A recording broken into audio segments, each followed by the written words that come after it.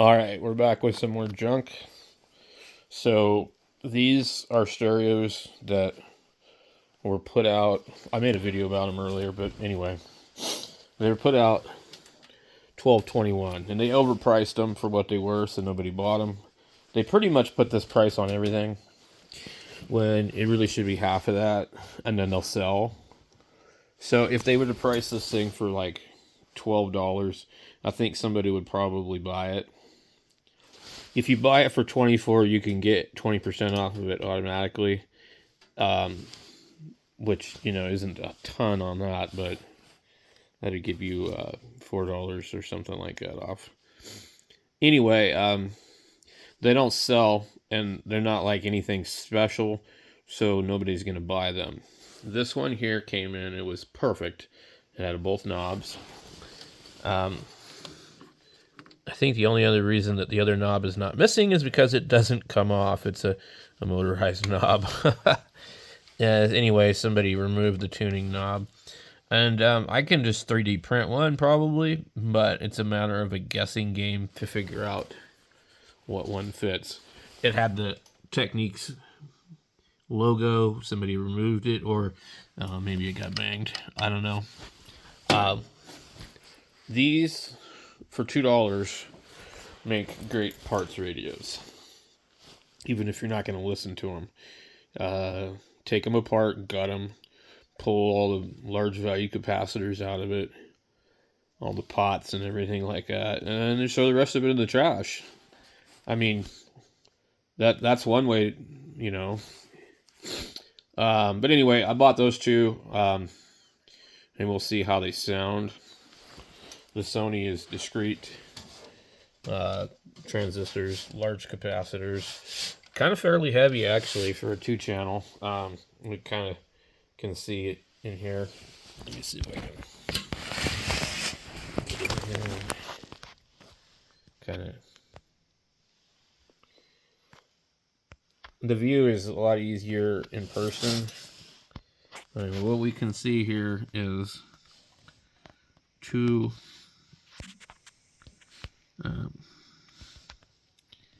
they're M and something, I don't know.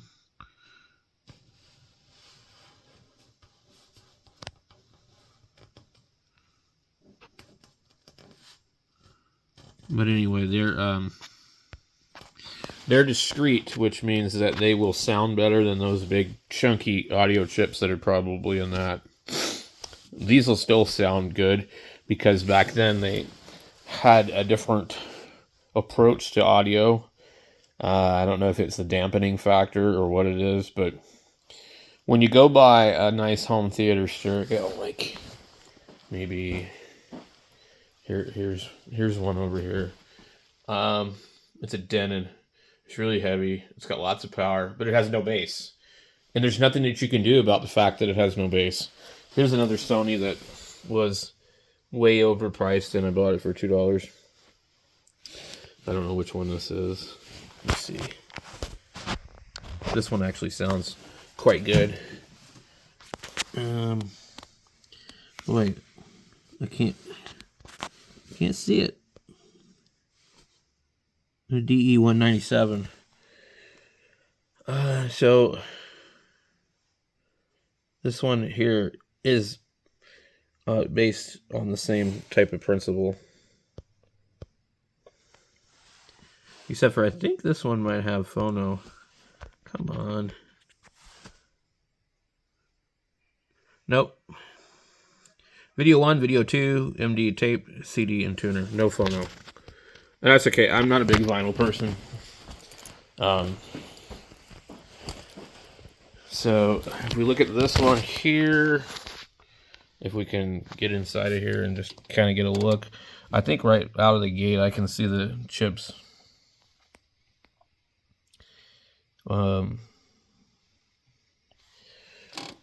Maybe we'll do, we'll open it up maybe.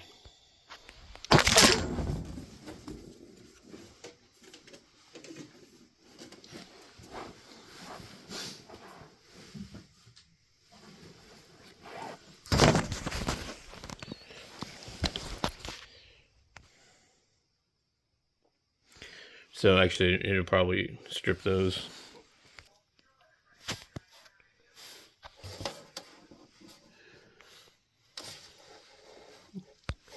I totally can't get it to focus, but I guarantee you it uses those big, huge chips. There it be. One big, huge fucking power module. These were popular in a lot of the TVs. So,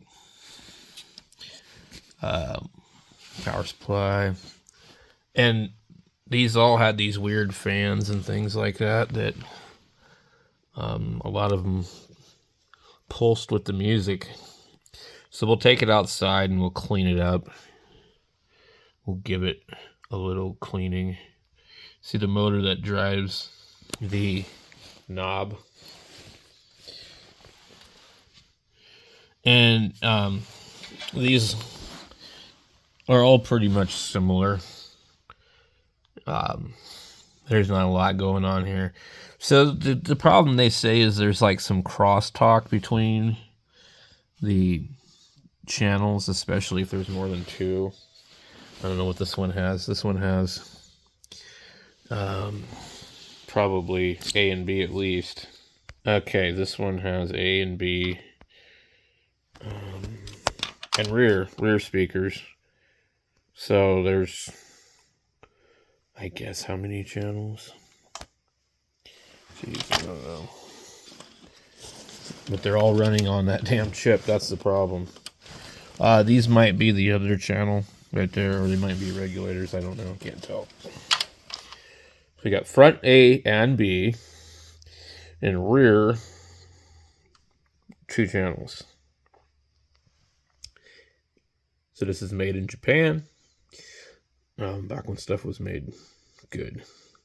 I don't know what the GX330 is per channel. It might not be 100 watts. It might be. I don't know. But anyway, somebody decided they didn't like the price of this thing, and they stole the knob. Another thing too is guys will take the knobs off, and that way nobody buys it, and then it becomes $2. I don't know what the fuck that is. And so I buy them just to be a prick because I know they stole the knob and they're going to buy it when it gets $2. Why would they do that? I don't know. There's somebody collecting these, but these ones in particular, they seem to do that with. So anyway, I thought I would do a video on that, open it up, show you guys the stuff, what you want to look for, what you don't want to look for. You generally want to avoid stereos with these type of modules in them. You usually find them in the Sonys. It'll be a smaller one, and there'll be 2 of them. Usually not like these where this one here has 4 transistors and a couple of drivers. So anyway, this one makes its power differently. But these, sometimes you can hear some crosstalk. But for a garage stereo or something like that, perfectly fine. So anyway, let's get on to the other stuff that I found. I don't know about any of this. This was $19. I just paid it. 1986.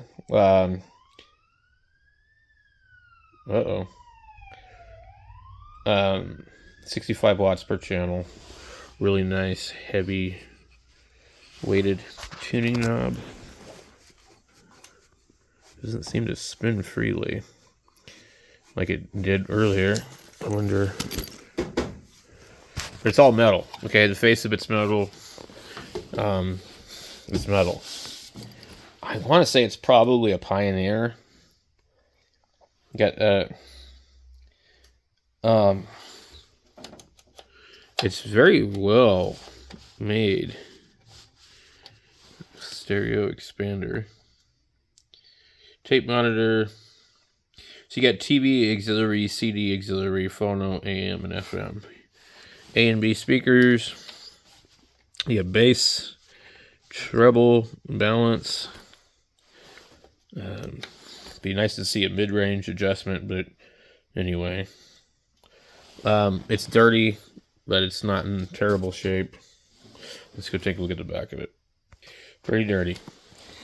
You got A and B speakers. You have the typical stuff here. Sometimes they even say who they're made by. Kind of custom manufactured in Korea for Radio Shack, a division of Tandy Corporation. The fact that it's made in Korea tells me it's probably not a Pioneer. And it's probably that company, Foster. That's what I think. But it's really hard to figure out anything about these. But the fact that it's made in Korea probably means it wasn't made by any of the big companies. The company Foster, they actually make the microphone elements in some of the Yaesu MH31 hand microphones. So, anyway. So that's that. And then the other thing I bought was another camcorder. Yep. But this one is actually probably maybe better than everything I've seen so far, other than the professional one that didn't work. We got a low pro bag. Those are always nice. Okay, we got a battery, lithium ion. We got a video cable. We got a strap. We've got Panasonic Full HD 1920 by 1080. It is actually newer in the fact that they reveal how many megapixels it actually is using. 10.6 is more than enough for HD. I think you only need like 3 or 4. SD HDD hybrid. 5.1 channel. I don't know what that means. 3 MOS advanced OIS. The 12x optical zoom. F-stop 4 to 48 millimeter. Not 100% sure what all that means. I'm not going to sit here and pretend I know. The battery being on the rear is kind of cool. It has a hard drive in it. Just turn the flash off on this.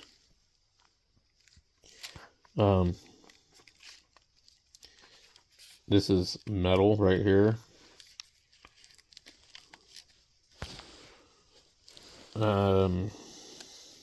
Probably just a regular flash, maybe ambient light sensor there. Microphone. I believe the hard drive's probably right in there. I'm not 100% sure, but just because they advertise it and it has like this thing.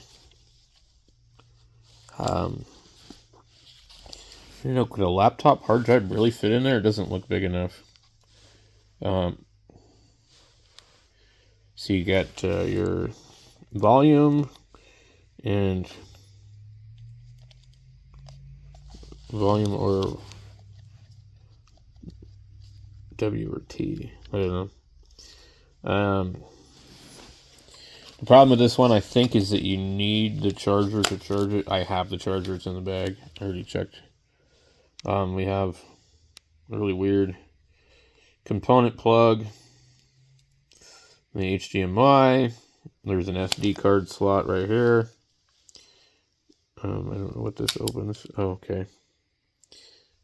So we have SD slot. We have a USB.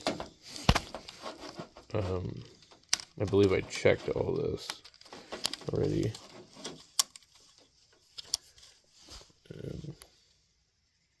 So it should just be a mini USB. I'm pretty sure it's older. And then should be able to flip it around. Oh, there's actually buttons on this. I just noticed that.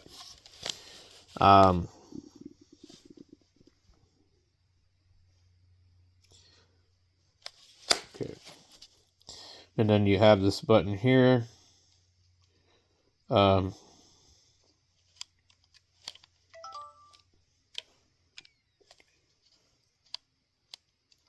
I think it automatically turns itself off. if you let it sit for a second. Maybe not, though. The resolution looks pretty good on it.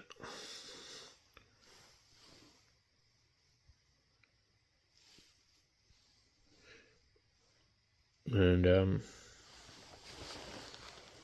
let's see.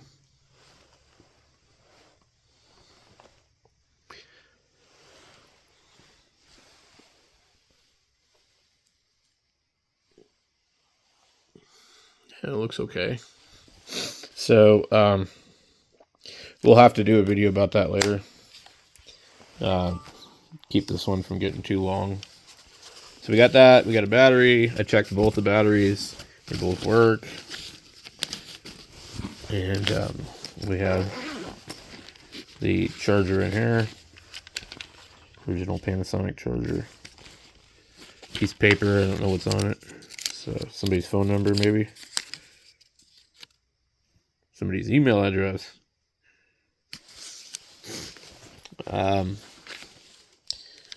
So I don't know what year this one is, but I looked it up and I saw they were selling them refurbished on Amazon for $2.99.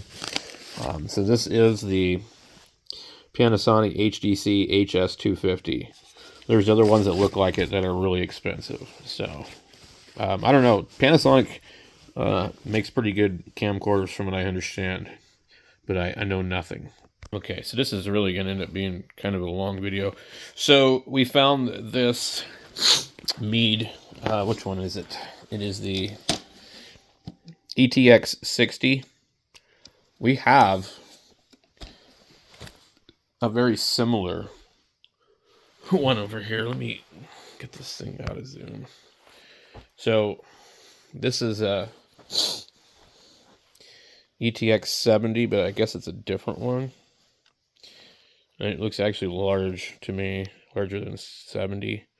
Did I say the other one was 60? Oh, this one's a 70, that one's a 60.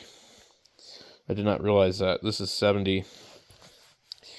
A little shorter focal length. It has the same spot back here. Focuser's over here. It's really a pain to use for anything manual. Ours is missing the bolt here. This one here, I need to swap the batteries out, but we didn't get the base. I went back to the thrift store to try and find the base. We didn't get the base. I'm trying to figure out what the hell happened to the screws to this, because I removed them and I set them somewhere.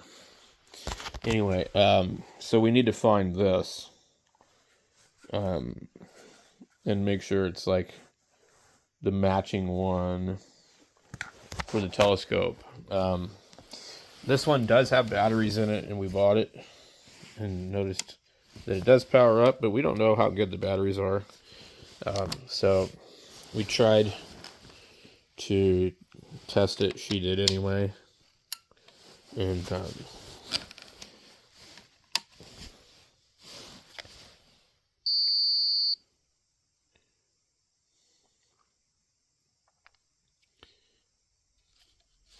it's very, very slow to do anything.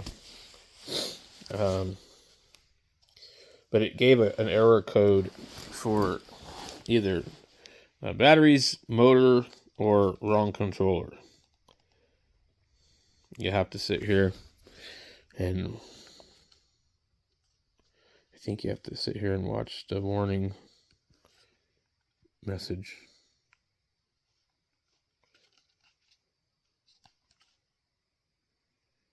Warning.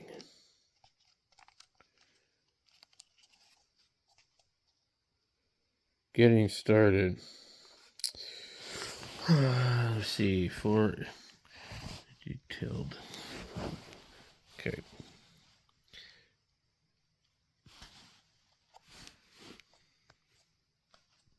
It's interesting, it thinks it's May 2024. But usually it'll read some other date. But anyway, I'm just going to hit enter. And it thinks the time is 8 p.m.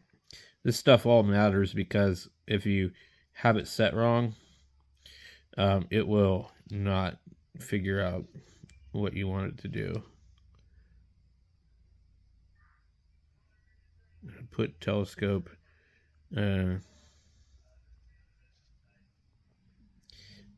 the alt as, it's so slow, in the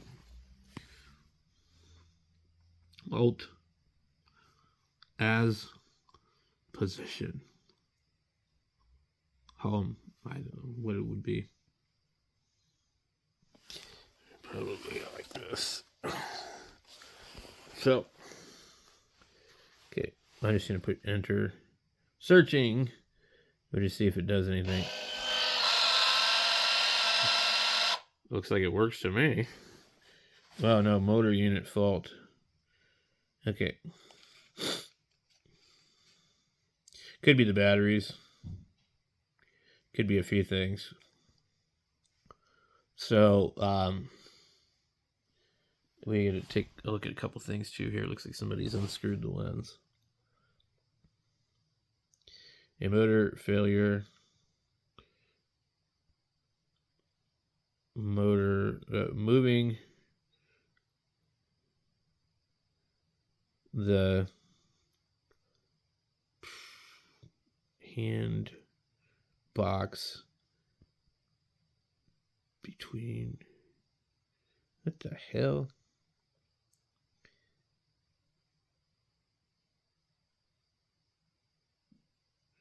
Hand box between scopes, low battery level.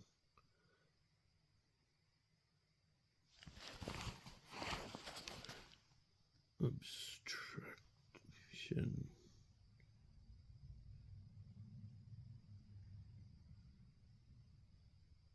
Interesting. Jesus Christ.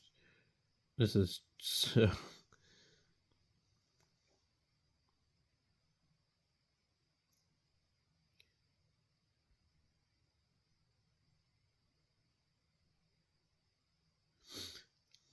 Okay. I'm hoping it's just the batteries. Boy, this is so slow to... you might be able to push a button on it to make it do faster. Good Lord. So anyway, with this scope here, we need the hand controller, basically. I don't know. We're missing this piece on the other one. It doesn't have it. It was optional. You had to pay for it. Remove the obstruction. So I'll probably have to take this apart if the batteries aren't the issue. The LED looks fairly bright, but that doesn't mean anything. So we got that, and then the other thing we got is this. She wanted to get for the kids. So it's a National Geographic. It was $5. It's a binocular scope. So, and it can do...